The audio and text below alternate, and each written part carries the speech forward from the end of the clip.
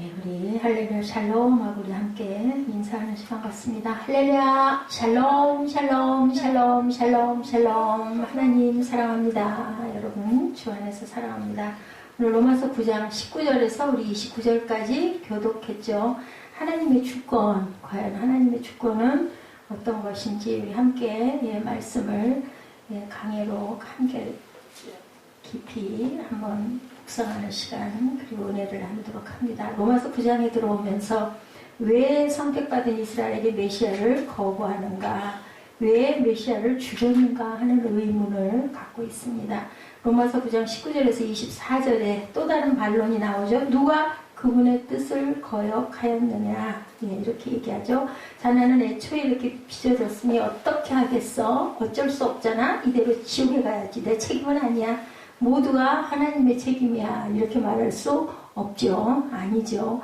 모든 사람이 아담의 형상대로 죄와 저주 가운데 태어난다. 사실이다. 저주 가운데 태어나긴 태어났죠. 그런데 이래서 지옥에 가는 것은 아니다. 지옥에 가는 것은 전적으로 누구 책임? 내 책임. 그죠? 하나님 책임이 아니라 내 책임. 왜 그렇게 만드셨어요? 하나님 책임이죠는 아니죠. 토기장이가 그릇 빚었는데 그릇들이 그 얘기 절대로 할 수 없죠. 그래서 그런 의문들 우리가 한번 봅니다. 모두에게 회개하라고 사도행전 17장 3절에서 증거하고 있습니다. 우리 사도행전 17장 3절 빨리빨리 찾아서 우리 함께 읽어볼 수 있는데 읽어볼까요? 사도행전 17장 3절입니다. 뭐라고 말씀하셨어요? 그리스도가 해를 받고 죽은 자 가운데서 다시 살아나야 할 것을 증언하고 이르되 내가 너에게 전하는 이 예수가 곧 그리스도라 하니, 이렇게 얘기합니다.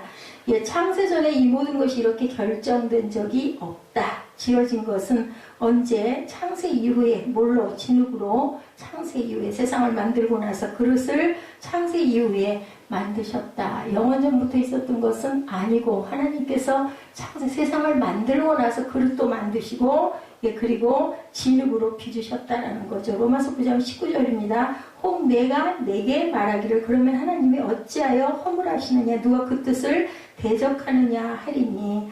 20절에 보니까 하나님 앞에서의 자세를 뭐라 그래요? 이 사람아 내가 누구이기에 감히 하나님께 반문하느냐, 지음을 받은 물건이 지은 자에게 어찌 나를 이같이 만들었느냐라고 말하겠느냐라고 얘기하죠.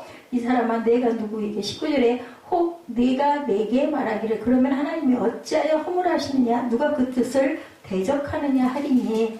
누구이기에 감히 하나님께 반문하느냐, 지음받은 물건이 지은 자에게 어찌 나를 이같이 만들었느냐 할 수 있겠느냐. 바울은 19절의 질문에 직접 답하지 않고 주님 앞에서 우리의 마음 상태를 보라고 이렇게 말씀을 하죠. 9장은 어려운 교리를 담고 있습니다. 선택에 따른 하나님의 목적, 하나님의 긍휼을 베푸심 등을 설명하고 있죠. 이것을 이해하려면 하나님의 바른 자세가 중요하다. 모세가 출애굽기 34장 8절 9절에 얘기합니다. 8절에 모세가 급히 땅에 엎드려 경배하며 이르되 주여 내가 주께 은총을 입었거든 원하건대 주는 우리와 동행하옵소서. 이는 목이 뻣뻣한 백성이니이다. 우리 악과 죄를 사하시고 우리를 주의 기업으로 삼으소서. 언제 그랬어요? 금송아지 만들어 놓고 막 거기에다가 이렇게 풍요의 신이죠. 절하고 비니까 모세가 그러죠. 하나님께서 다 멸하여 버리겠다, 다 쓸어버리겠다 그러니까 막 비는 거예요. 하나님 그러시지 마시라고. 그리고 21절에 보니 토기장의 권위에 대해서는 본문에서 얘기하고 있죠. 토기장이가 진흙한 덩이로 하나는 귀 쓸 그릇, 하나는 천이 쓸 그릇을 만들 권한이 없느냐. 그죠? 용도대로 쓸 수 있죠. 우리 가정의 주부들이 어떻게 해요? 뭐 종지부터 시작해서 커다란 양품까지도 다 골고루 있어야지 어떤 거 하나가 없으면 굉장히 불편해요. 작은 종지가 없으면은 간장 어디다 담아 놓겠어요. 요즘에는 뭐 찬통이라는 게 있기는 하지만 어찌됐든 기본으로 뭐 칠첩 반상, 뭐 반상기 옛날에 그런 게 있었죠. 국, 대접, 뭐 종지 다 따로따로 있어야 된다. 그런데 그런 것만 있으면 어떡하겠어요. 뭐 큰 뭔가를 묻히거나 할 때 큰 그 다라이도 있어야 돼요. 김치 담거나 할 때는 절일 그릇도 있어야 되고 이렇게 모든 것들이 다 필요하고 어떤 게 천하다 어떤 게 귀하다. 뭐 도자기가 아무리 비싸면 뭐해요. 그죠? 거기에다가 어떻게 음식을 다 버무리고 만들 수 있겠어요? 없죠. 항아리가 없으면 어디다 담겠어요. 요즘에 뭐 김치통이 있어가지고 냉장고에다 물론 예, 보관을 하긴 하지만 기본적으로 얘기했을 때 그런 그릇들이 다 쓰임이 있다. 20절에 큰 집에는 뭐라고 그래요?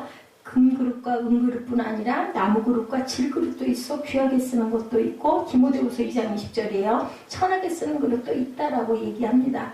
예, 우리는 먼지와 같은 존재다. 그리고 죄의 투성이다. 그러므로 창조주보다 창조물이 더 많이 알 수 있겠느냐. 토기자의 왕이와 진흙에 대한 얘기가 이사야 29장 16절, 45장 9절, 에레미야 18장 1절에서 6절에도 증거하고 있습니다. 그래서 토기장이의 권한은 토기장이가 진흙한 덩어리로 하나는 이렇게 그 만들 권한이 없느냐. 만일 하나님이 그의 진노를 보이시고 그의 능력을 알게 하고자 하사 멸하기로 준비된 진노의 그릇을 어떻게 오래 참으심으로 관용하시고 22절입니다. 또한 영광 받기로 예비하신 바 긍휼의 그릇에 대하여 그 영광의 풍요함을 알게 하고자 하셨을지라도 무슨 말을 하리랴. 영광의 풍성함을 알게 하고자 하셨을지라도 우리가 할 말이 없다. 24절에 이 그릇은 누구예요? 우리니 곧 유대인 중에서뿐 아니라 이방인 중에서도 부르신 자나 유대인이나 헬라인이나 그죠? 이방인이나 유대인이나 아무 상관없이 불렀다라는 거죠.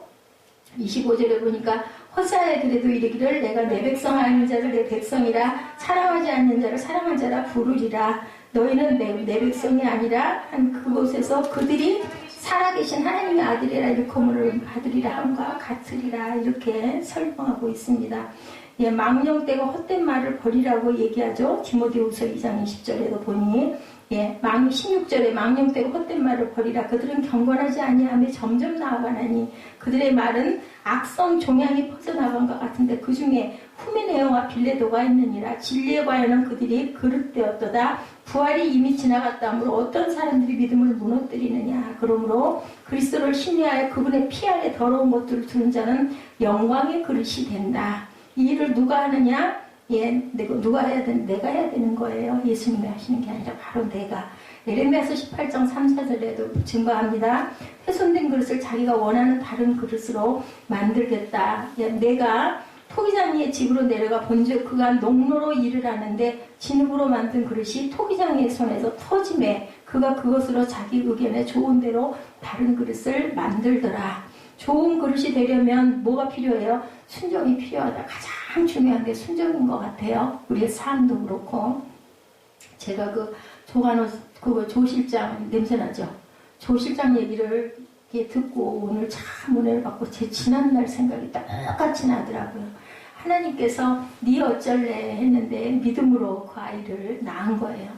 시댁 친정에서 다 반대하고 미쳤다 그러고 자식을 4씩이나 날리냐고 다들 이렇게 했는데 4번째 날 때 또 저랑 똑같더라고요. 제가 말을 못하죠. 그 사람들은 그렇게 알고 있지 않기 때문에.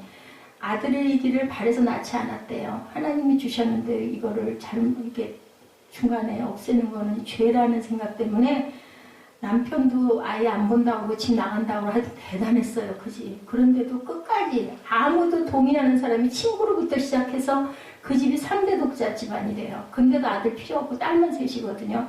그런데 끝까지 아주 여러 가지 합병증도 엄청 많고 애를 전부 다 제왕절개를 했대요. 4번째 제왕절개를 한 거예요, 이번에. 근데도 근데 그래서 내가 오죽하면 사진을 좀 나한테 보내달라고 그랬어요.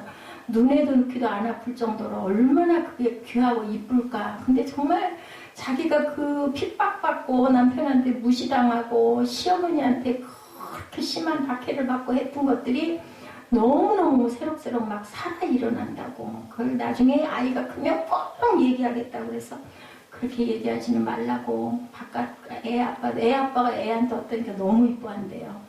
그리고 이제는 파도가 한바탕 지나간 것 같고 이건 살아계신 하나님을 느낄 수밖에 없다라고 얘기를 하더라고요. 자기하고 똑같은 처지에 있는 자기보다 한 7살, 41라고 그러더라고요. 7살 정도 아래인 같은 성당에 다니는 그런 분도 똑같이 아이를 임신을 해가지고 애를 낳는데 그쪽에서는 아들 낳기를 바랬는데 딸을 낳았대요. 먼저 낳았대요. 몇 개월인가 일러가지고 둘이 다 같이 기도를 했는데 그래서 그 같은 그 자매를 보면서 나도 아마 분명히 거꾸로 될 거야. 아들 달라고 기도했겠죠. 나도 딸 날래나 봐 했는데, 예, 그 집은 딸 낳기를 바랐는데 딸 낳기를 바랐는데 아들을 낳다 하던가요. 그리고 그 집은 아들만 셋이래요.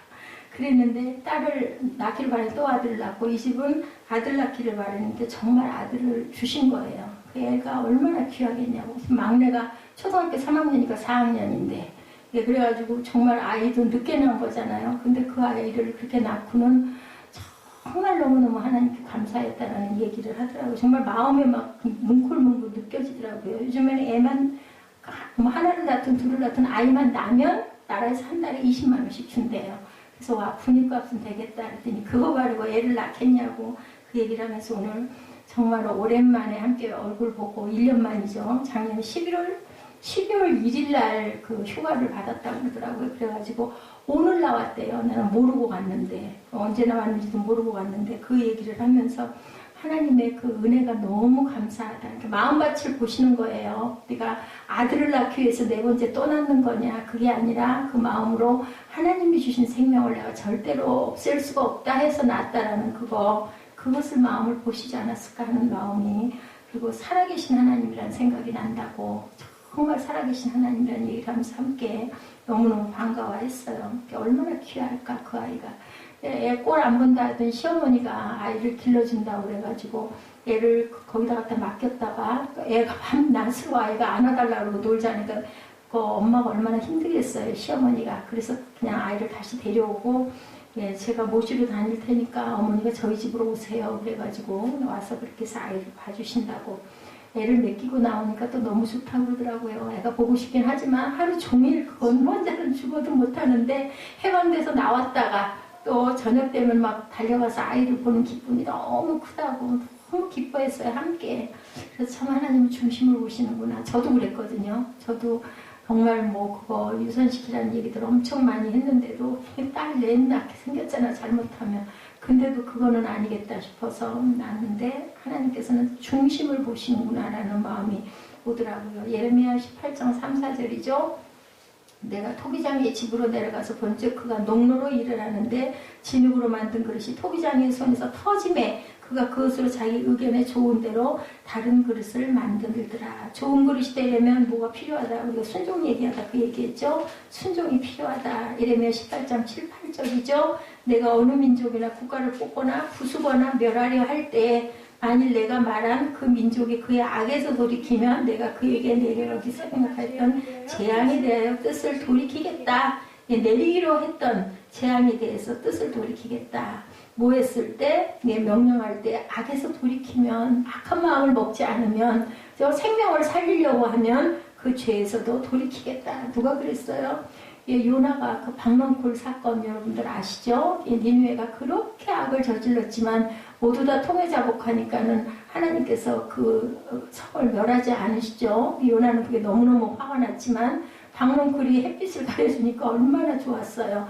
그럼에도 내 자식들을 그걸 다 죽이겠느냐. 하나님의 마음이 우리 아버지의 마음이 이러시다.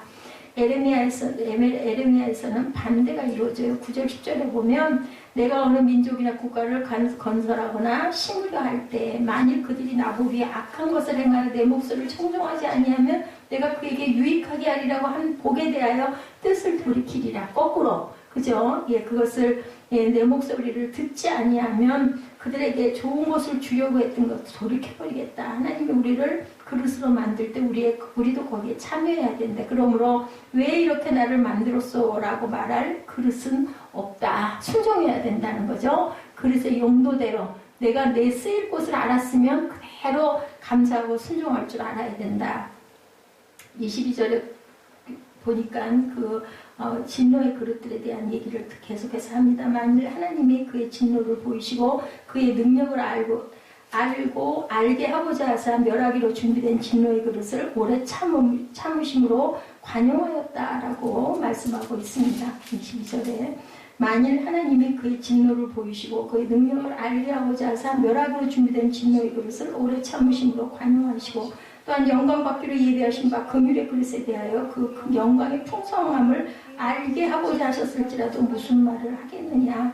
파멸시키기에 합당한 그릇들은 하나님이 그들을 예정하사 파멸시키기에 합당하게 하신 것이 아니다. 그들은 자기들의 죄로 인해 파멸시키기에 합당하게 되었다. 그런데 우리가 꼭 알아야 될 것은 그것을 하나님은 미리 이미 알고 계셨다라는 거예요. 그렇다면 뭐 어차피 파멸될 거 우리는 그렇게 생각하지만 사실은 그걸 작정하고 쳐다보고 있는 게 아니라 네 끝을 하나님께서는 아신다라는 거죠. 23절에 또한 영광 받기로 예비하신 그러한 금율의 그릇에 대하여 영광의 풍성함을 알게 하고자 하셨을지라 우리가 할 말이 없다라는 거죠.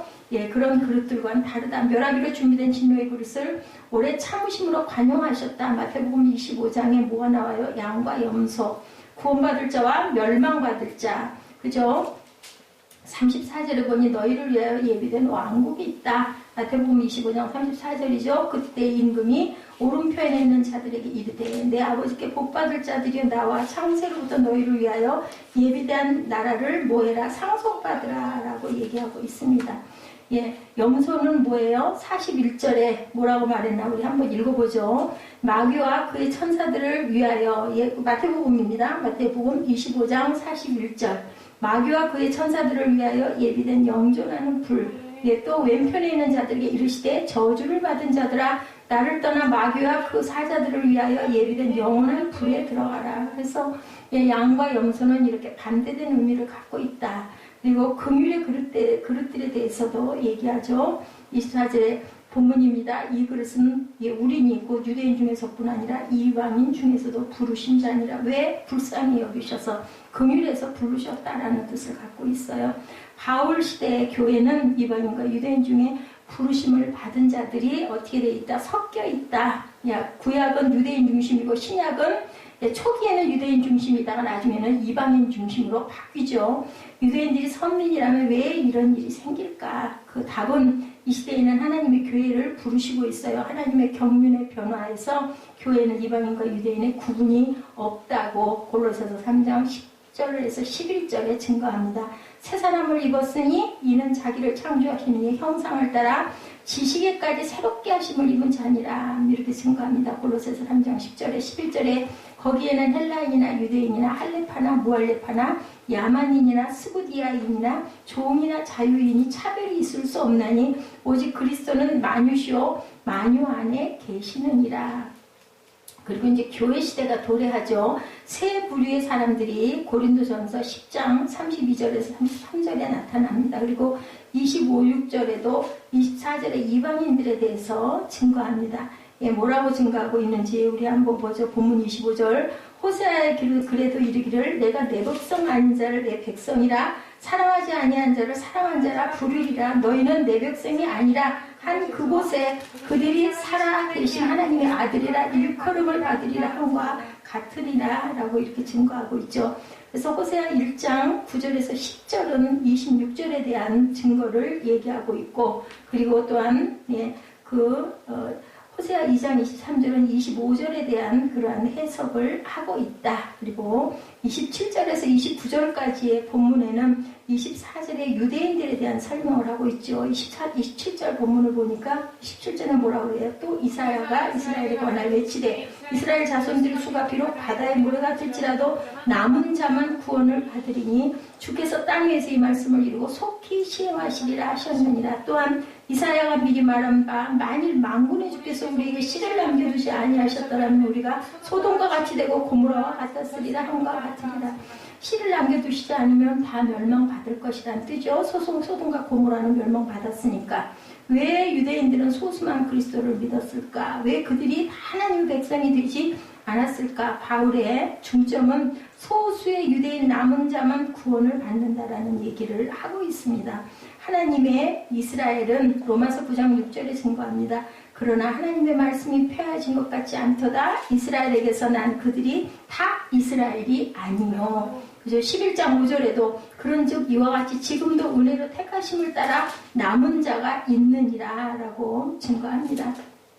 그리고 28절에 보니까 하나님의 대환란 심판을 얘기하고 있죠. 18절에 주께서 땅 위에서 그 말씀을 이루고 속히 시험하시리라 하셨느니라. 마지막 때 심판이 있다라는 것을 여기서 말씀하고 있죠. 그래서 야곱의 고난의 때에 대해서 예레미야 30장 7절에도 슬프다 그날이여 그와 같이 엄청난 날이 없으리라. 그날은 야곱의 환란의 때가 되미로다. 그러나 그가 환란에서 구하여 냄을 얻으리로다. 그래서 3분의 2가 죽었다. 남은 자가 그렇게 조금 남는다는, 남은 자는 요거밖에 안 된다는 거. 스가랴 13장 8절에 야훼가 말하노라 이 온 땅에서 3분의 2는 멸망하고 3분의 1은 거기 남으리니. 그리고 오늘 본문 29절에 또 이사야가 얘기하죠. 미리 말한 바 만일 만군의 주께서 우리에게 씨를 남겨두지 아니하셨더라면 우리가 소돔과 같이 되고 고모라와 같으리라. 멸망받는다는 거죠. 30절에 31절은 이방인들과 유대인들의 차이에 대해서 얘기합니다. 의의 법을 따라간 이스라엘은 율법에 이르지 못하였으니 어찌 그러하냐. 이는 그들이 믿음을 의지하지 않고 행위를 의지함이라. 부딪힐 돌에 부딪혔느니라. 마지막 33절에 기록된 바 보라 내가 걸림돌과 거치는 바위를 시온에 두느니 그를 믿는 자는 부끄러움을 당하지 아니하리라 함과 같으리라. 이렇게 증거해서 마지막으로 마치죠. 이방인들은 하나님의 의를 따르지 아니하였으나 예수 그리스도를 믿음으로 그것을 얻었다. 하나님은 파라오를 왕으로 세우시고 바로죠. 자신의 말을 듣지 않은 바로에게 심판을 행하심으로 자신의 권능을 누구에게? 모든 사람들에게 보게 했다. 출애굽기 3장 17절에서 19절에 증거합니다.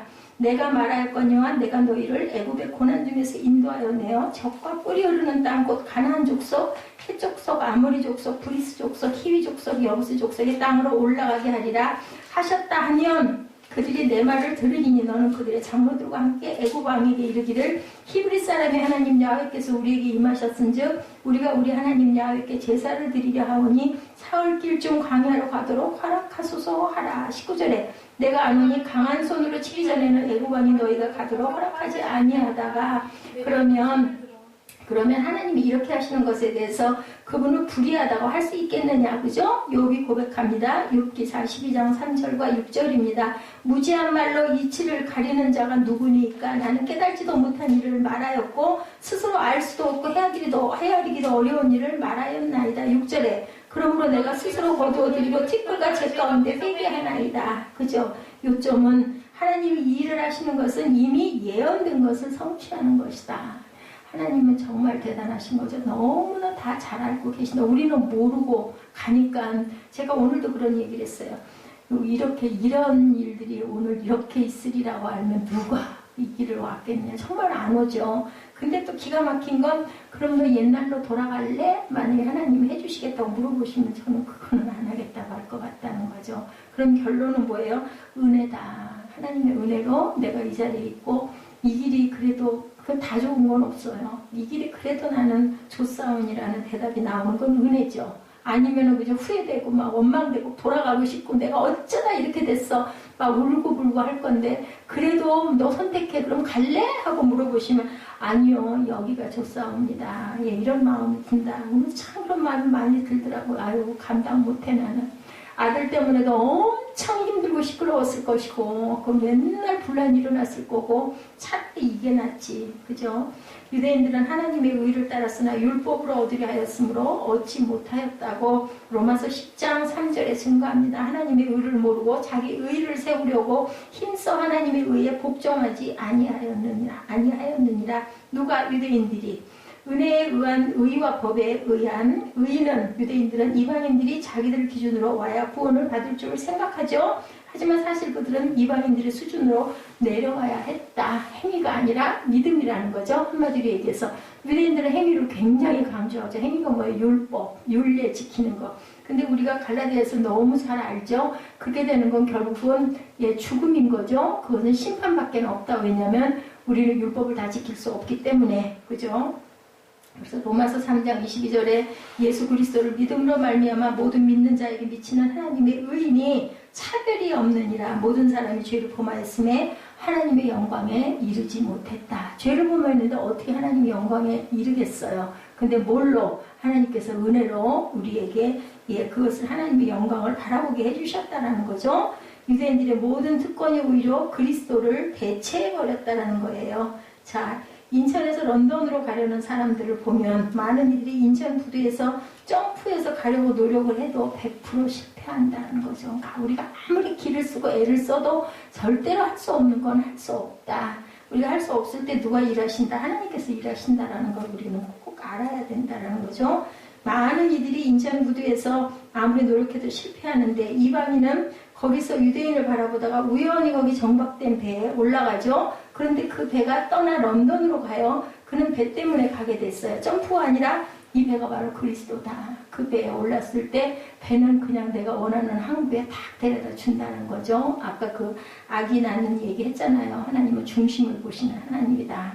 32절과 33절에는 믿음의 차이에서도 얘기하죠. 어찌 그리하냐 이는 그들이 믿음을 의지하지 않고 행위를 의지함이라 부딪힐 돌에 부딪혔느니라 이렇게 얘기합니다. 어찌 그러하느냐 하죠. 기록된 바 보라 내가 걸림돌과 거치는 바위를 시온에 두노니 그를 미는 자는 부끄러움을 당하지 아니하리라. 예, 믿음밖에 없다라는 거예요. 예, 이사야 8장 14절 28장 16절에 증거합니다. 이사야 8장 14절에 그가 성소가 되시리라. 그러나 이스라엘의 두 집에는 걸림돌과 걸려 넘어지는 반석이 되실 것이며 예루살렘 주민에게는 함정과 올무가 되신다. 예, 주님께서 함정과 올무도 되신다라는 거죠. 그래서 28장 16절에도 보니까 이사야 28장 16절입니다. 그러므로 주 야훼께서 이같이 이르시되 보라 내가 한 돌을 시온에 두어 기초를 삼았노니 곧 시험한 돌이요 귀하고 견고한 기초돌이라. 그것을 믿는 이는 다급하게 되지 아니하리로다. 자, 배를 보면 점프하고 있는데 배가 오자 이들은 배를 못마땅하게 여기고 배척하죠. 그들은 단순히 배에 들어가고 배가 그들을 런던으로 잘 옮겨줬어야 해요. 배는 그리스도시고 배에 들어가는 것은 믿음이고 점프는 행위다. 행위가 있어야 되겠죠. 예, 믿음으로 그 배를 올라탈 줄 알아야 된다. 담대함도 있어야 되겠고, 그죠? 결단도 있어야 되겠고, 행함도 있어야 되겠고, 첫째 기초는 믿음이다. 믿음으로 내가 그곳에 갈 거야 하는 마음을 가지고 우리는 항상 그냥 간단하게 요단에 발을 담궈야 기적은 일어난다는 것을 생각해야 된다. 마태복음 21장 42절에 44절에도 같은 얘기합니다. 예, 그리스도에 대한 사람들의 세 가지 반응이죠. 42절에 뭐라고 그랬어요? 예, 마태복음 21장 42절입니다. 예수께서 이르시되 너희가 성경의 건축자들이 버린 돌이 모퉁이의 머리돌이 되었나니 이것은 주로 말미암아 된 것이요 우리 눈에 기이하도다 함을 읽어본 일이 없느냐. 그러므로 내가 너에게 이르노니 하나님의 나라를 너희는 빼앗기고 그 나라의 열매 맺는 백성이 받으리라. 이 돌 위에 떨어지는 자는 깨지겠고 이 돌이 사람 위에 떨어지면 그를 가루로 만들어 흩으리라 하시니. 무섭죠. 돌에 걸려 넘어지는 것 베드로전서 2장 8절입니다. 또한 부딪히는 돌과 걸려 넘어지게 하는 바위가 되었다 하였느니라. 그들이 말씀을 순종하지 아니함으로 넘어지나니 이는 그들을 이렇게 정하신 것이라. 예, 돌이 떨어져서 거기에 갈려버린다. 그 돌이 확고하게 서는 거죠. 내가 선택받았는지 여부로 고민하는 사람들이 많죠. 전도할 때도 고민합니다. 근데 믿음으로 예수님을 선택하는 자가 선택받은 자다. 근데 그게 아무나 되는 것도 아니고 사람의 마음으로 되는 게 아닌 게 바로 기이한 일이에요. 하나님의 비밀이죠. 네, 로마서 9장은 이렇게 하나님의 미리 아심에 따른 하나님의 주권을 얘기합니다. 10장은 사람의 책임에 대해서 이제 앞으로 얘기할 건데 그것이 사람의 책임은 특히 유대인들의 책임이 뭔가. 그래서 사도 바울은 4가지 질문을 통해서 이 문제를 하나씩 풀어가고 있어요. 첫 번째는 이스라엘의 실패로 인하여 하나님의 약속은 폐하여졌는가? 라는 질문이었고, 이스라엘은 메시아를 환영하고 영접했음에도 불구하고 메시아를 뭐 했어요? 거부했죠. 그렇다면 성경이 이룩된 모든 약속들은 전부 폐하여질 것이냐? 라고 반문합니다. 바울은 그렇지 않다고 그러죠. 비록 이스라엘이 메시아를 거부하고 배척하고 죽였지만 약속의 자녀들은 메시아를 환영했다. 다 배척한 게 아니다. 예, 건져질 자들, 하나님께서 확실하게 아는 자들은 다 환영을 했다라는 거죠. 예, 그 말씀입니다. 따라서 하나님의 약속은 아직도 신실하게 계속 이어져 가고 있는 것이다. 두 번째 질문은 약속의 자녀를 통하여 약속이 지켜져 온다면 이러한 선택은 불공평하잖아. 예, 그 사람들에게만 이렇게 한다면 불공평하잖아. 나머지는 뭐야? 우리는 뭐야? 이런 그 질문을 하게 된다라는 거죠. 그럼 나는 뭐야? 이런 말은. 그럼 하나님이 불의하신가? 그죠? 이것도 결코 그렇지 않다. 왜냐하면 하나님의 선택은 사랑과 공의의 기초를 두고 있기 때문이다. 죽은 자를 살리고 구원받지 못할 자를 살린 것은 불이라고 할 수가 없다는 거죠. 세 번째 질문은 오늘 우리가 읽었죠. 19절. 통 내가 말하기를 그러면 하나님이 어찌하여 허물하시느냐 누가 그 뜻을 대적하겠느냐 하리니 이 문제에 대해서 바울은 20절에 답을 하죠. 이 사람아 내가 네 뒤에 가며 하나님을 질문하느냐 짐을 받은 물건이 지은 자에게 어찌 나를 이같이 만들려냐 하겠느냐. 바울의 대답은 다른 것과 비교할 때 특이하죠. 첫 번째 질문에 대한 답은 논리적으로 아브라함과 이삭의 예를 들어가죠. 사도 바울은 그것을 설명했습니다. 두 번째 질문에는 모세와 바로의 예 우리 지난 시간에 함께 했죠. 바울이 그것을 예를 들죠. 세 번째는 논리를 초월해요. 바울은 이 사람아 라는 표현으로 질문하는 사람들의 직선적인 말을 하고 있습니다. 사형 선고를 받은 사람이 어떻게 보통 사람과 같겠느냐. 왜 사형 선고 받아요? 죄를 그만큼 엄청나게 지고 회개하지 않았기 때문에 돌이킬 수가 없는 거죠. 그런데 죄인이 지금 하나님께 따지는 것 있을 수 있어요. 법 앞에 따져봤댔자 정확하게 명확하게 죄를 지었기 때문에 죄를 받아야 되는 거죠. 그래서 바울은 논리로 설명하기보다는 직선적으로 말을 해요. 이 사람아 내가 뉘기에 감히 하나님을 질문하느냐. 이와 비슷한 상황이 시편 14편 1절에 나옵니다. 어리석은 자는 그 마음에 이르기를 하나님이 없다 하도다. 하나님이 없다. 어리석기 때문에 그래요. 그러니까 그걸 따져봤댔죠. 나는 어리석소이다 라는 고백일 수밖에 없다라는 거죠. 부패하고 소행이 가증하여 선을 행하는 자가 없도다. 인간은 피조물이죠. 하나님이 인간을 만드셨어요. 지으셨어요. 그 하나님에게 우리가 따질 권리는 누구도 없다라는 거죠. 불구하고 인간들은 과연 하나님이 인간을 지으셨는가? 이것 가지고도 지금도 논쟁을 하고 있어요. 그죠? 창조론이니 아니면 진화론이니 따지고 앉았는 거 아니겠느냐는 거죠. 내가 스스로 세상에 태어났느냐 부모에서 낳느냐라는 것과 똑같다는 거예요. 이 얘기는 부모가 누구인지에 대한 논쟁은 할 수가 있죠. 그러나 나 스스로 태어났는지 부모에서 태어났는지는 아주 어리석은 질문이잖아요. 어떻게 혼자 스스로 나겠어요? 부모가 낳았으니까 그건 정확하게 알아요. 그러면서도 하나님이 나를 지었느냐 아니면은 그냥 스스로 있었던 거 아니야? 우리 생명들이 이렇게 얘기하는 거 말이 안 된다라는 설명을 하고 있습니다. 혼자 있는 것이 좋지 못해서 하나님께서 누를 아담의 갈비뼈를 뽑아서 여자를 만드셨죠? 네, 너무 잘 알죠? 아담은 내 뼈 중에 뼈요 살 중에 살이다 라고 그때 너무 기뻐하고 좋아했어요. 이들은 부부가 되죠? 그런데 사단이 여자를 유혹합니다. 먼저 먹어라. 그래서 여자가 너무 그럼직해서 먹고는 누구에게 아담에게 권하죠? 우리는 여기서 죄에는 전염성이 있다는 것을 생각해야 된다. 그래서 나만 고고하면 되지 어디를 가든 뭐라 그래 옛말에 백로야 까마귀 노는 곳에 가지 말라고 그러잖아요. 근데 백로는 고고하기 때문에 나는 절대로 오염되지 않을 거야. 절대로는 없다라는 거죠. 마약도 그렇죠. 마약에 빠진 사람은 다른 사람에게도 그걸 권해요. 너무 좋다고 한번 해보라고. 해보니까 너무 좋잖아요. 근데 옆에 사람에게 또 권하죠. 이렇게 아주 그 독은 전염성이 강하다. 사탄은 이만큼 전염성이 강하다는 거예요. 도둑질도 마찬가지다. 그래서 보면은 그 친구들이 다 비슷한 부류끼리 내가 어느 집안에서 그저 목사가 나오면 그 집안이 또 그 목사님들이 많이 나오고 그죠? 그 집안에 과학자들이 있으면 비슷하게 나오고 법관들이 있는 집안은 또 의사들이 있는 집안들이 이렇게 돌아가면서 그렇게 많이 그 전염이 되는데 이 악과 사탄은 그보다 훨씬 더 전염성이 강하다는 거죠. 자기 주변에 있는 사람들에게 도둑질을 시키고야 만다. 이것이 바로 죄의 속성이다. 그런데 딱 하나 우리 부모들은 어때요? 자녀들에게 내 부족한 것 그대로 물려받기 바라는 부모는 아무도 없어요. 아무리 도둑인 부모라도 자녀는 그러지 않기를 바라는 거죠. 그게 바로 하나님의 마음, 사랑의 마음이다. 근데 세상은 그렇지가 않다라는 거죠. 아담이 선악과를 먹죠. 하나님은 아담을 찾습니다. 내가 어디 있느냐. 아담이 대답하죠. 나이가 벌거벗었으므로 두려워해서 숨었나이다. 누가 너에게 벌거벗었음을 가르쳐 주었느냐. 내가 선악과를 따먹었느냐. 왜 물어보실까요? 모르고 물어보셨을까요? 알고 왜 물어보셨을까요? 회개하라고 물어보시겠죠. 찔리라고. 찔려서 너 빨랑 깨달아라 라고 그 생각을 하시면서 말씀을 합니다. 근데 아담이 대답이 이렇죠. 당신이 준 그 여자가 선악과를 먹으라 해서 먹었다. 내 살 중에 살이고 뼈 중에 뼈라고 할 때는 언제고 그 여자가 내게 먹으라고 그래서 내가 먹었다. 이렇게 대답하는 거죠.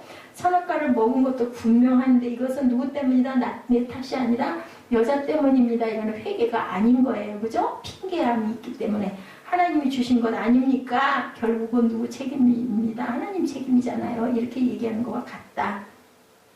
왜 내가 죄를 짓도록 만드셨느냐? 이것이 인간이다. 그래서 토기정이와 진흙의 비교를 한 거예요. 사도 바울이 이 사람아 라는 말을 시작하죠. 이 말을 살펴보면 반박하는 뉘앙스가 적반하장도 유분수다라는 뜻이 담겨있다는 것을 알아야 된다. 그리고 사도 바울은 이 질문을 세 가지로 설명을 하죠. 첫째는 토기장의 비유를 들죠. 21절에. 그죠?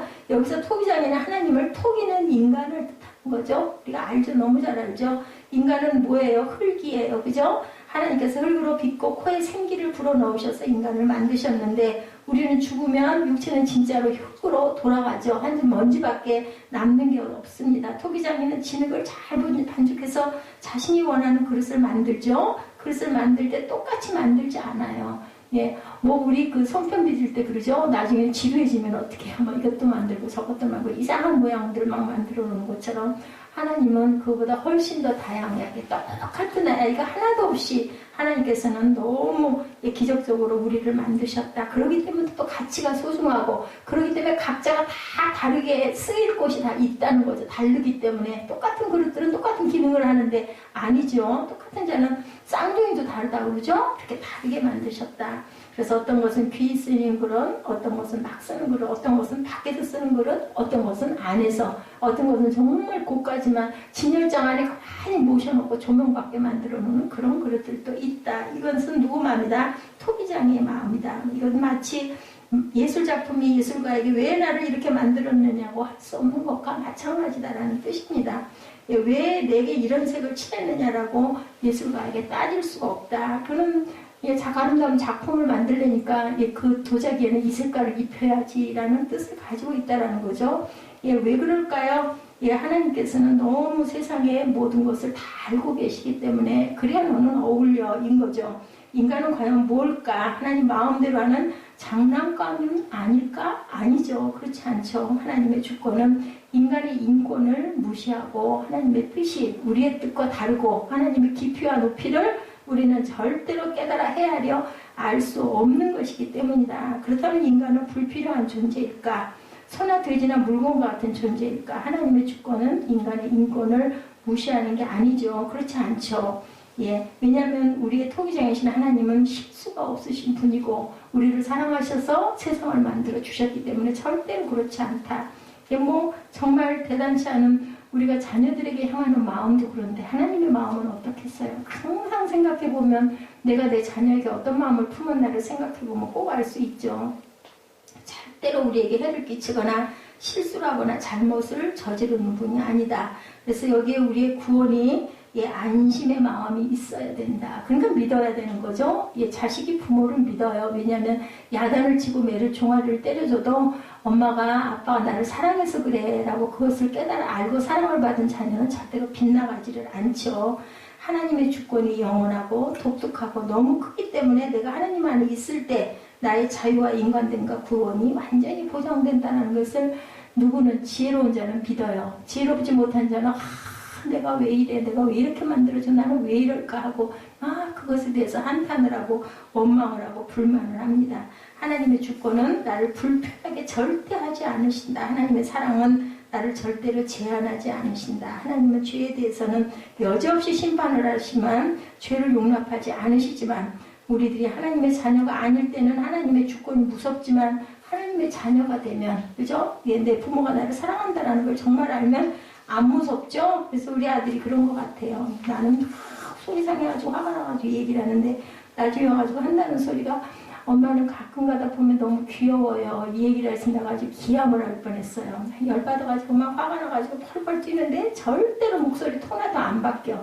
왜 그럴까요? 좋게 보면 속을 너무너무 잘 안다라는 거죠. 무섭겠어요? 절대로 안 무섭죠. 근데 아빠에게는 다르더라고요. 그래서 맨날 나한테 야단 맞으면서 아빠가 그러는 것 같고 그래 그랬더니 다르지. 이렇게 얘기를 하는 거죠. 다르지.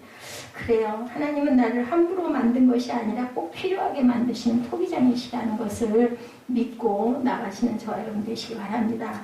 하나님께서 나를 막그릇으로 만드셨다 할지라도 절대로 꼭 필요하셨기 때문에 이 시대에 내가 이 자리에 꼭 필요한 자이기 때문에 만드셨다라는 걸 믿고 그러면 어떨까요? 우리 자존이 세워지지 않겠어요? 나는 필요한 존재야. 그죠? 그렇다면 내가 살아갈 어떤 그 의미가 있어 라는 마음이 든다는 거죠.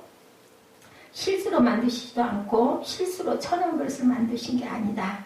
바울의 두 번째 대답은 22절과 3절에 만일 하나님이 그 진노를 보이시고 능력을 알게 하고자 하사 멸하기로 준비된 진노의 그릇을 오래 참으심으로 관용하시고 영광 받기로 예비하신 바 긍휼의 그릇에 대하여 그 영광의 부유함을 알게 하고자 하셨을지라도 무슨 말 하리요.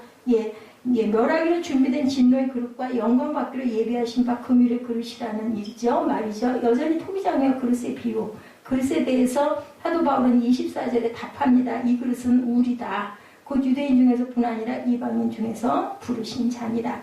이 그릇은 유대인과 이방인 중에서 부르신 사람들이라는 거죠. 이 그릇 중에는 귀하게 쓰는 그릇도 천하게 쓰는 그릇도 그죠? 안에서 쓰는 그릇도 밖에서 쓰는 그릇도 다 있다. 다시 말하면 멸망받기로 되어 있는 사람과 긍휼을 받게 되어 있는 사람들, 선택받은 유대인도 있고 선택받지 못한 이방인들도 있다. 그러나 하나님께서는 사랑으로 선택받지 못할 사람마저도 선택했다면 우리가 어떻게 하나님께 허물이 있다고 할 수 있겠느냐. 버려버려도 아무 문제가 없을 우리까지도 구원해 주신 하나님의 마음을 우리가 어떻게 하나님께서 너무하신다라고 따질 수가 있겠느냐는 얘기죠. 긍휼의 하나님이다. 세 번째, 이런 모든 것은 바울 자신의 생각이냐 아니면 구약에 예언된 말씀일까? 뭐예요? 구약에 예언된 말씀이죠. 첫 번째는 호세아, 두 번째는 이사야. 먼저 호세아 25절 26절에 본문에도 호세아 그래도 이르기를 내가 내 백성 아닌 자를 내 백성이라 사랑치 아니한 자를 사랑한 자라고 부르리라. 너희는 내 백성이 아니라 한 그곳에서 저희가 살아계신 하나님의 아들이라 부름을 얻으리라 함과 같으니라. 호세아의 글을 보면 내 백성이라 사랑치 아니한 자를 사랑한 자라 부르리라고 이렇게 얘기해요. 이것은 이방인에 대한 말씀이죠. 이방인은 하나님께서 사랑한 자가 아니었었어요. 그런데 하나님께서는 사랑하시기로 결정을 하셨다. 놀라운 은혜라는 거죠. 그래서 우리 민족은 하나님과 아무런 상관이 없는 민족이죠. 우리 민족은 율법과 전혀 상관이 없는 민족인데 그 예수를 내가 어떻게 믿을 수 있게 되었고 그 하나님을 어떻게 믿을 수 있게 되었나 생각해보면 기가 막힌 기적과 같은 이야기. 무슨 2000 몇백 년 전에 계셨던 예수 그리스도 돌아가시면 나랑 무슨 관계가 있겠느냐고요. 이게 바로 기적이다라는 거죠. 하나님께서 저와 여러분을 약속의 자녀로 복된 자녀로 인쳐주시고 교회 다니게 하시고 천국을 저와 여러분에게 소유하게 하시고 구원을 받게 하시고 하나님의 자녀로 인침받게 된 이 사실, 이게 기적이다. 흥분을 감출 수 없는 일이다. 구원은 하나님께서 창세 전부터 예비하신 건데 쉽게 절대로 흔들릴 수가 없는 아주 명백한 거죠. 왜냐하면 내가 지금 구원받고 내가 지금 예수 믿고 있다는 사실은 기적이 아니면 일어날 수 없는 일이기 때문에 그거를 너희들은 깨달아야 된다. 그래서 예수 그리스도의 피로 사신 우리는 누구다 제2 영이다 라는 얘기가 맞는 얘기다. 그리고 우리 모두는 믿는 모두는 그죠? 우리가 성별이 다르고 나라가 국적이 다르고 언어가 달라도 똑같은 자녀들이다. 그래서 형제요 자매요 라고 얘기를 하는 게 아니냐. 이런 구원의 복을 누리지 못하고 사는 사람들은 너무너무 불쌍한 영혼들이다. 그래서 불쌍한 영혼이라고 해요. 하나님의 복을 겨우 대학교에 진학하는 정도로만 생각해서는 안 된다. 그죠? 대학은 대단히 소중하게 생각을 해요. 1,000만 원 들었다면서요. 근데 그 얘기하다가 잠깐 왈가왈부 했는데 무슨 대학교 1학년 입학하는데 1,000만 원. 근데 기숙사비 6개월치 해서 하면 비슷하게 들겠죠. 여러 가지 준비를 하면. 저와 여러분의 구원을 묵상하면 그것과 비교할 수가 없다. 대단한 힘과 능력이 있다라는 것, 상상을 초월한다라는 것. 무리를 걷고 산을 옮기고 귀신을 쫓아내고 문둥병을 고치고 죽은 자를 살리기도 하고 상처받은 영혼을 고치는 능력이 바로 주님 안에 있죠. 우리가 할 수 있는 것들이에요. 근데 왜 못할까요? 믿음이 그만큼 담대하지 못하기 때문에 그 믿음이 분량이 그거밖에 안 되는 거예요. 제가 흔들리면 제 믿음의 분량이 흔들릴 정도밖에 안 되기 때문에 흔들린다라는 것을 알아야 된다. 초대교회 때 베드로도 그렇고 바울도 그렇고 능력 행하죠. 귀신도 쫓아내죠. 죽은 자도 그 병든 자도 고쳐서 벌떡벌떡 일어나게 하죠. 귀신도 쫓아내죠. 그만큼 믿음이 대단했다라는 것. 우리는 그렇지 못한 거죠. 그렇다면 호세아는 과연 어떤 사람이었나? 예, 호세아 너무 잘 알죠? 고멜. 가늠한 여인과 결혼하죠. 예, 그 고멜이 누구예요? 바로 우리예요. 저와 여러분들. 호세아는 누굴까요? 예수 그리스도시죠? 끝까지 그 바람나가지고 계속 다른 남자하고 살고 도망가고, 그죠? 예, 돈에 잡혀먹고, 그것마다 가서 찾아오지 않아요? 예, 그러한 금율의 하나님을 우리가 저와 여러분이 깨달아 알아야 된다. 끝까지 아내를 데리고 살죠. 호세아는 세 아이를 낳습니다. 첫째 아이의 이름은 이스라엘이죠. 그 말은 하나님께서 이스라엘 족속의 나라를 폐할 것이라는 뜻을 갖고 있다. 둘째 아이는 딸이었는데, 예, 이름이 로루하마라고 나타나 있습니다. 그 말은 내가 다시는 이스라엘 족속을 금율이 여겨서 사지 않겠다라는 뜻. 셋째 아이는 로암미. 그 말은 너희는 내 백성이 아니요 나는 너희 하나님이 되지 아니할 것이다. 그런 하나님께서 마지막에 이런 말씀을 하세요. 25, 6절에 보니까 뭐라고 말씀하세요? 25, 6절에 호세아 그래도 이르기를 내가 내 백성 한 자를 내 백성이라 사랑하지 않은 자를 사랑한 자라 부르리라. 너희는 내 백성이 아니라 그곳에서 그들이 살아계신 하나님의 아들이라 일컬음을 받으리라. 과 같으니라. 호세아에 글에 이렇게 나타나 있다라는 거죠. 내 백성이 아닌데 그곳에서 내가 너희를 살아계신 하나님의 아들이라 부름을 얻으리라는 말씀은 이스라엘에게 한 말씀이에요. 이것은 하나님께서 이방인을 구원해 주시는 메시지. 내 백성도 아니고 사랑받지 못하고 소망이 없던 자를 하나님께서 모두 구원하고 멸망치 않게 하셨다. 요한복음 3장 16절 너무 유명하죠. 하나님의 뜻은 멸망이 아니고 지옥에 보내는 것이 하나님의 뜻이 아니라는 것. 나를 믿는 자마다 그죠? 멸망치 않고 영생을 얻게 하려 함이라 라고 고백하잖아요. 그래서 오늘 절망하고 있는 모든 사람들을 절망하지 말라고 부르고 계신다라는 거죠. 예, 만약 오늘 저와 여러분이 절망 가운데 있더라도 하나님 앞에 나와 하나님의 이름을 부르면 뭐 하신다고? 뒤집어 주신다고. 언제든 구원해 주신다라는 말씀이 또 된다. 바울은 이사야의 예언을 그 다음에도 또 이용하죠. 27, 8절에 이스라엘에 관하여 외치되 이스라엘 무차선의 수가 비록 바다의 모래 같을지라도 남은 자만 구원을 얻으리니 주께서 땅 위에 그 말씀을 이루사 예, 필하시고 끝내시리라 하셨느니라. 버림받은 이방인은 하나님께서 이렇게 구원하셨는데 선택받은 이스라엘은 왜 버리냐고. 그죠? 거꾸로 이런 기가 막힌 얘기가 있냐는 거죠. 이스라엘이 바다에 모래 같을지라도 뭐만 남은 자만 구원을 얻는데 혈통이 이스라엘이라고 구원받는 것은 절대로 아니다라는 것을 설명하고 있다. 그 약속의 씨들이 메시아를 받아들이고 그 씨들이 지금까지 있는 것, 그것을 우리가 믿어야 된다. 29절에도 이사야가 미리 말한 바 만일 만군의 주께서 우리에게 씨를 남겨두지 아니하셨다면 우리가 소돔과 같이 되고 고모라와 같았으리라 함과 같으리라.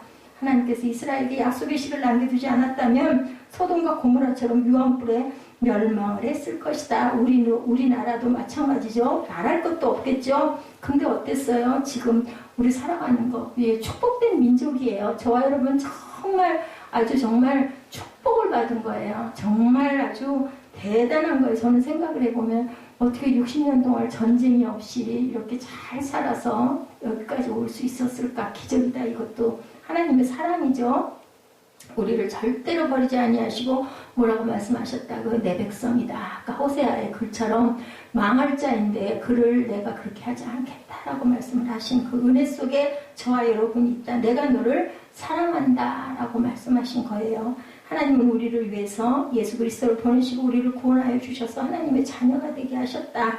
호세아의 예언은 구원받을 수 없는 이방인에게 구원받을 자가 있다는데요. 반대로 이스라엘은 하나님의 선택을 받을 백성인데 예, 반대로 이사야의 말 속에서는 절대로 그들을 그냥 두지 않겠다라고 멸하여버리겠다라고 거꾸로 이러한 일들이 있다라는 거죠. 그러니까 요약하면 뭐예요? 예, 생각하라 너희는 그때 육체로 이방인이요 손으로 육체 행한 할례당이라 칭하는 자들에게 무할례당이라 칭함을 받는 자들이다. 그때 너희는 그리스도 밖에 있었고 이스라엘 나라 밖의 사람이라 약속의 언약들에 대하여 외인이요 세상에서 약속의 언약들에 대해서 외인이다. 세상에도 소망이 없고 하나님도 없는 자에 등 이제는 전에 멀리 있던 너희가 그리스도 예수 안에 그리스도의 피로 뭐했다? 가까워졌다. 그는 우리의 화평이신지라 뭐라고 그러세요? 둘로 하나를 만드사 중간에 막힌 담을 허시고 멍스된 것 곧 뭐라고 그래요? 의문에 속한 계명의 율법을 뭘로? 자기 육체로 폐하셨으니 둘로 자기 안에서 한 세 사람을 지어 화평하게 하시고 또 십자가로 이들을 한 몸으로 하나님과 화목하게 하려 하심이라. 원수된 것은 십자가로 소멸하시고 또 오셔서 먼데 있는 너에게 평안을 전하고 가까운 있는 나에게 평안을 전하셨다 하셨으니 이는 저로 말미암아 우리들이 한 성령 안에서 아버지께 나아감을 얻게 하려 함이라. 바울이 이렇게 얘기하죠. 에베소서 2장 11절에서 18절까지 제가 여러분에게 읽어드렸습니다.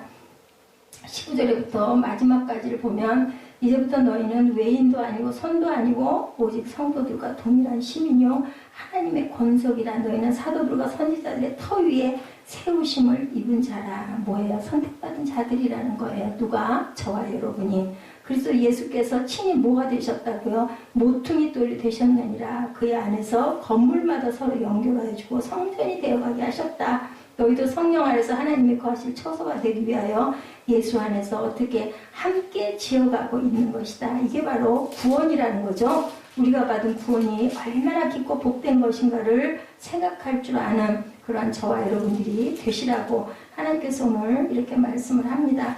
그렇기 때문에 우리는 정말 하나님 은혜에 감사할 줄 알아야 된다. 택하신 민족이고, 그죠? 거룩한 백성이라고 말씀하시죠. 그런 저와 여러분들. 그러니까 유대인이라고 해서 다 구원받는 것도 이방인이라고 해서 멸망받는 것도 아니다. 뭘로? 긍휼로 하나님께서 너는 내 백성이다. 너는 내 것이다. 라고 말씀하셨다라는 깊은 의미를 깨달아 아시고 오늘도 힘차게 힘차게 일어서시는 저와 여러분 되시기를. 호세아처럼 고멜을 끝까지 사랑했던 하나님께서 저와 여러분을 끝까지 선택하시고 붙잡고 부르시고 계신다라는 것 잊지 않으시는 저와 여러분 되시기를 주님의 이름으로 축복합니다. 우리 기도하시겠습니다. 하나님 감사합니다. 기록된 바 보라 내가 걸림돌과 거치는 바위를 시온에 두노니 그를 믿는 자는 부끄러움을 당하지 아니하리라 함과 같으리라. 아버지 주님 저희들 진흙인데 토기장이신 주님께서 저희를 쓸그릇으로 귀하게 만드셔서 아버지 주인을 깨달아 알게 하시고 부모를 깨달아 알게 해주신 그 은혜를 감사하게 하여 주옵소서. 아버지께서 저희들 주신 사명과 소명대로 세상을 더욱더 빛내며 아름답게 살아갈 수 있도록 은혜를 더하여 주시옵소서. 감사드리옵고 예수 그리스도의 이름 받들어 감사하며 기도드렸사옵나이다. 아멘. 우리 찬양 결단 한장하시고 기도하는 시간 같습니다.